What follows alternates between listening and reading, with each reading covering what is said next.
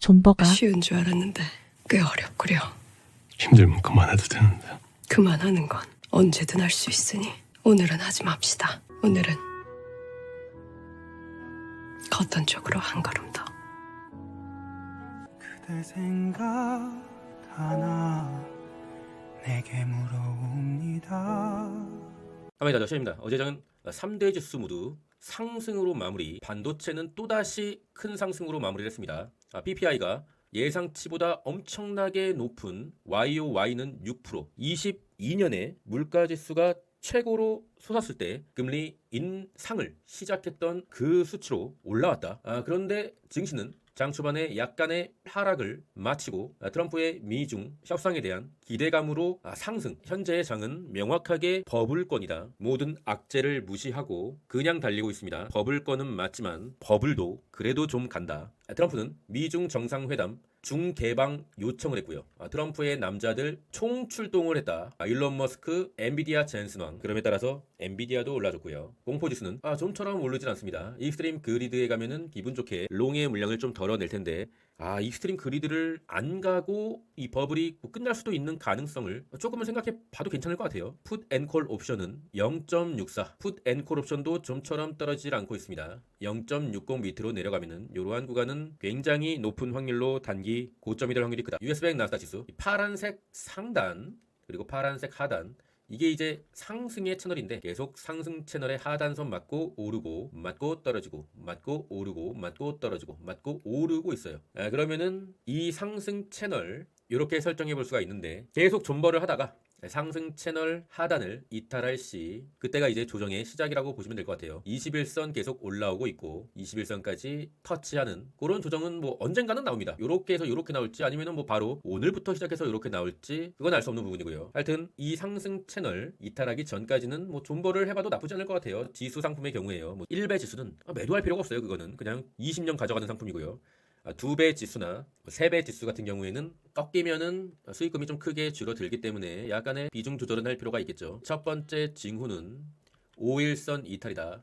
5일선을 엊그제 이탈을 했다가 말아 올렸죠. 5일선 이탈은 반등을 시작한 이후 단 한 번도 없어요. 5일선에 걸친 적은 있으나 이탈을 한 적은 없다. 때문에 나스닥 지수가 이 채널에서 5일선을 이탈하는지 안 하는지 매일 종가 기준으로 유심히 살펴본 다음에 이탈을 하면은 조금 높은 확률로 이 상승의 채널도 이탈하면서 21선까지 조정이 올 수가 있으므로 그때 세배 레버리지 비중을 조금 익절하는 게 좋지 않을까 싶어요. 그리고서 21선까지 만약에 조정이 오면은 그때 좀 다른 계좌로 주워 담는 것도 나쁘지 않죠. 한마디로 현재는 끝없이 달리고 있기 때문에 어깨에서 부분 매도 하시는 작전을 펼쳐보는 게 좀 낫지 않겠느냐. 지금 뭐 강력하게 추매를 해야 된다. 이렇게 말씀드리기는 좀 쉽지 않고 현재 괜찮은 수익률로 지수 레버리지를 보유하고 계신 분들의 입장에서 말씀드린 거예요. 저도 같은 입장이니까요. TQ는 이전 상승의 채널 하단에 터치를 했다. 여기가 이제 저항선이 되는 것이고요. 저항을 좀 막고 있다. 반도체는 서서히 RSI 하락 다이버전스가 걸리고 있습니다. 주가는 올라가는데 RSI는 내려가는 RSI 하락 다이버전스. 그렇다 하더라도 반도체가 여기서 이렇게 조정이 온다 하더라도 이렇게 갈 거라고는 지금 전혀 예상할 수가 없고 뭐 조정이 온다 하더라도 21선까지의 조정이 오고 다시 한번 상승이 올 수 있을 거라고 보고 있어요. 그럼에 따라서 속슬 같은 경우는 이렇게 크게 내린 날 속슬의 법칙이 있어요. 속슬은 한 20% 내지 15% 이상 내리면은 기술적 반등을 한다. 그때 단기 매매하시고 보유자분들은 너무 욕심 부리지 마시고 부분 익절 하셔야 된다. 세배 레버리지는 괴리율이 엄청 크기 때문에 엔비디아는 젠슨왕의 막판 합류로 인해서 신고가를 뚫어 주었습니다. 저도 엔비디아를 갖고 있는데 5월 20일에 실적 발표가 있어요. 저는 실적 발표까지는 보고 결정을 하려고 합니다. 제 평단이 175인데 이 평단이 과연 엔비디아의 모든 풍파를 다 이겨내고 장투할 수 있는 단가인가? 그건 아닌 것 같아요. 그래서 저는 실적 발표 기점으로 해서 차익 실현을 할까 생각 중입니다. 테슬라는 어제 큰 상승, 윗꼬리를 달았다는 것은 조금 아쉽다. 그래도 최근 고가를 돌파. 괜찮은 흐름이에요. 주봉을 봤을 시 451달러 이번 주 목요일 금요일에 요 라인을 돌파해주면은 다음 주도 조금 긍정적으로 볼 수가 있는 것이죠. 주봉의 볼린저밴드 상단선이 465달러 1차적인 목표가 그 전까지는 굳이 뭐 매도할 필요는 없다. 메타는 그래도 어제 조금의 상승 오늘 밤에 623달러 위로 올라와 주면은 차트가 조금 불리시해진다. 내려오는 200일선까지는 기대를 해볼 수 있는 상황이 펼쳐진다. 51선인 623달러를 돌파했을 경우에요. 51선을 좀 돌파해준다. 그러면은 약간의 상승룸이 생길 수 있으니까 그 과정에서 FBL 메타 2배 레버리지도 활용할 수가 있겠습니다. 레버리지는 장기 투자보다는 본주가 추세를 받는 초입에서 좀 입성을 하시는 게 괜찮습니다. 그리고 트럼프가 중국에 방문함에 따라서 YINN 차이나 3배 레버리지죠. 그리고 CWEB 차이나 2배 레버리지가 장대 양봉을 쏘았습니다. 거래량을 동반, YINN도 거래량을 동반.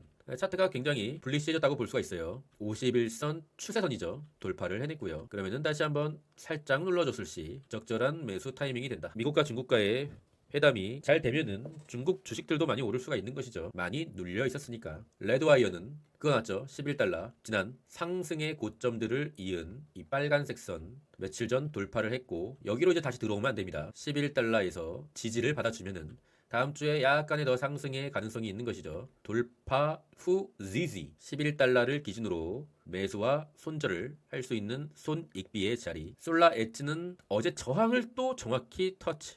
추세선을 이렇게 더럽게도 잘 거. 안 지켜도 되는데 추세선을 더럽게도 정확하게 지켜줬다. 현재 저항을 맞고 내려왔고 현재 자리가 추세 전환의 지점. 51선 가격이 42.8달러 부근 돌파하면은 다시 이 상승의 채널로 들어올 수가 있는데 오늘 밤 좀 중요할 것 같습니다. UNH는 굉장히 잘 가고 있네요. 저도 UNH를 갖고 있는데 개인적으로는 UNH가 지금 RSI 85이기 때문에 상당히 과열권이다. 그렇기 때문에 저 같은 경우는 거의 한 30% 정도의 이제 수익권에 도달하게 되었는데 일단은 뭐 홀딩해 보려고 합니다. 근데 메인 상승의 채널 요 상단까지 만약에 이렇게 간다 그러면은 여기서는 결정을 해야 될 것 같아요. 오늘 밤 클래리티 법에 마크업이 있다고 하는데 그 결과가 좀 좋지 않을 거라는 그러한 찌라시가 좀 나오는 것 같아요. 그럼에 따라서 코인은 또다시 고통받기 시작했다. 일단 테더의 도미넌스 기준으로 7.2% 라인 21선 라인을 넘겨주면은 코인들이 또 한 번의 큰 무너짐이 나올 것 같은데 현재 그 지점에서 와리가리하는 모습. 개인적으로는 코인의 불장은 좀 많이 남은 것 같아요.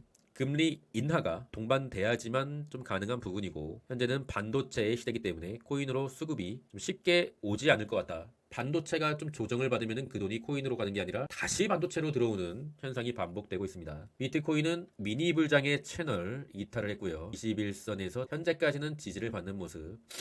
초분할 매수죠. 큰 비중 매수를 하기보다는 초분할 매수. 이더리움도 마지막 지지선 51선 라인 2240달러 부근 이탈하면은 좀 심각해질 것 같습니다. 현재 51선 뚫고 ZZ하고 다시 오른 다음에 다시 한번 ZZ의 자리에 왔는데 여기는 진짜 지켜줘야 돼요. 오늘 밤 클래리티 법의 마크업이 나가리가 될 시 좀 쉽지 않아지는 상황이 올 수 있을 것 같습니다. 그래서 코인류를 신규 매매하고자 하시는 분들은 오늘 밤 지나서 또는 이번 주 지나서 결정하시는 게 좋을 것 같아요. 서클은 그래도 나름대로 좀 잘 지켜주고 있는 모습. 메인 상승의 채널을 돌파 후에 지지. 여기로 다시 들어오지만 않으면 됩니다. 들어오지 않아야 다시 한번 이러한 상승이 나올 수가 있다. 다시 들어오면은 21선까지 다시 온다고 각오를 하셔야겠죠.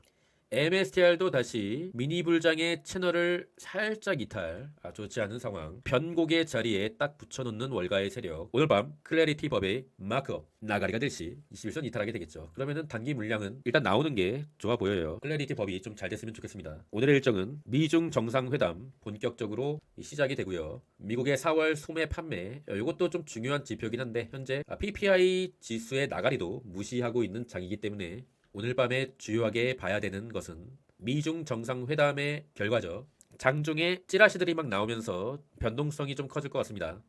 인베스팅의 50% 할인은 여전히 진행 중이고요. 더 시저 링크를 이용하시면 15%의 할인이 추가 적용됩니다. 최근에 UDT 멤버십의 성과가 상당히 괜찮습니다. 물론 전체적으로 미장이 올라가지고 누구나 돈을 버는 장이기 때문에 당연히 성과가 좋죠. 장교 멤버십도 계속 중장기 매매 홀딩을 하고 있어서 당연히 성과도 좋은 것이고. 근데 중요한 것은 이러한 불장에서도 숏을 치거나 또는 가지 않는 종목의 비중을 너무 많이 늘림에 따라서 포모에 휩싸이시는 분들이 많은 것 같아요.